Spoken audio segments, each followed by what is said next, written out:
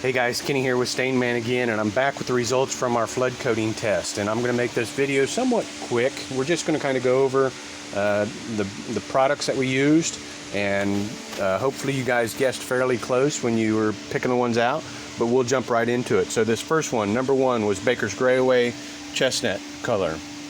This is made here in Texas, and it's a really nice stain. If you notice, we have a lot of shadowing, a lot of pigments left after the sanding.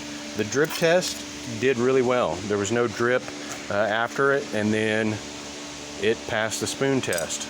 Next one was TWP. This is their Pro Series 100 series. This one has a lot of solvents in it, and I'll show you the cup that we were using. It actually ate out the bottom of the cup, but it did really well on the penetration test. The sanding test, there's still some pigments left, but the drip test, it also passed with flying colors and the spoon test. So pretty good flood coating stain. It just has a lot of solvents in them. The next one is Stain and Seal Experts. It was their chestnut color, and we have a lot, if you notice, we have a lot of shadowing, which is good for penetration in the cracks as well. A lot of pigments left after the sanding, and the only thing I can see with it is there's a lot of pigments in this stain, and so it will leave a shadow. You just have to be careful with it. If you wipe it down with the mineral spirits on a rag, you'll be fine. Spoon test, passed it as well. Number four was Cabot's, and this is their semi-transparent stain. It, I'm going to say, failed the flood test. So if you notice, there's no penetration, no pigments left after a light sanding. You can see that there. That was the drip test, and here's the spoon test. So it failed in all four of those tests. Next one is Olympic. This is their chestnut color as well. It's their, see if I can get it without the shadow or sun. It's their Olympic Elite series, and a little bit of penetration in the cracks, some pigments left. On the drip test, you can see a visible spot. You'd have to come back and sand this, and then you do have some stain left on the crown for that the spoon test. So I would say out of the 8, it came in 6th place. Next one we're going to look at is Flood. This was stain number 6 is Flood, and it did really good on the penetration test. A little bit of pigments left after sanding, and then on the drip test, this is the one where we put a drip on and it was gone within 20-30 seconds. It did real well on that. Did real well on the spoon test as well. So it does have some pigments in, and let me see if I can find the cup on it.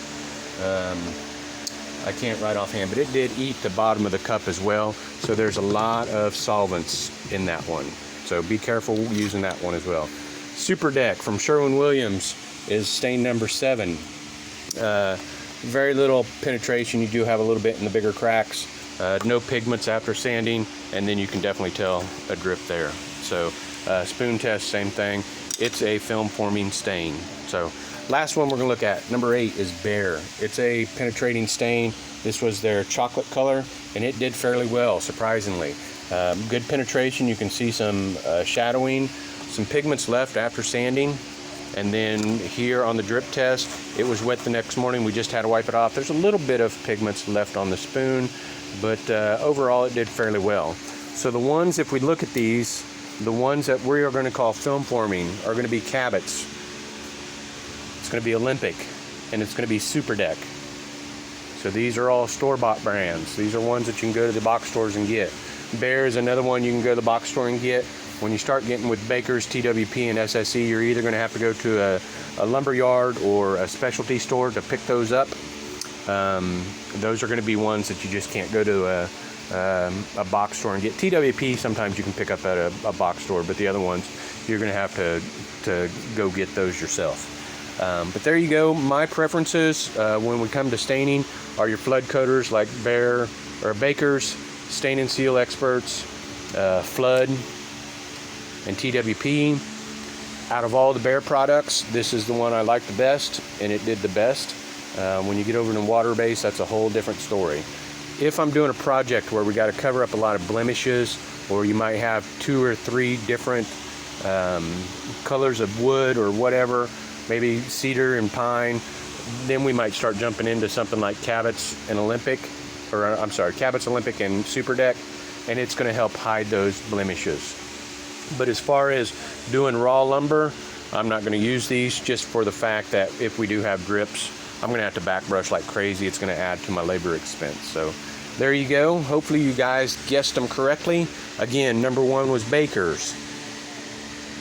Number 2 was TWP. Number 3 was Stain and Seal Experts. Number 4 was Cabot's. 5 was Olympic. 6 was Flood. 7 was Super Deck. And 8 was Bear. So there you go. I hope you guys enjoyed. I got a few more videos coming up in the works. We're going to do some fence restoration. We're going to do some deck stripping and restoration. And hopefully you guys enjoy them and gain something from them. If you guys do, feel free to subscribe to the channel, hit the like button, share it if you can, and hopefully we can continue bringing these videos and you find something of value from them. Until then, good luck on your next project.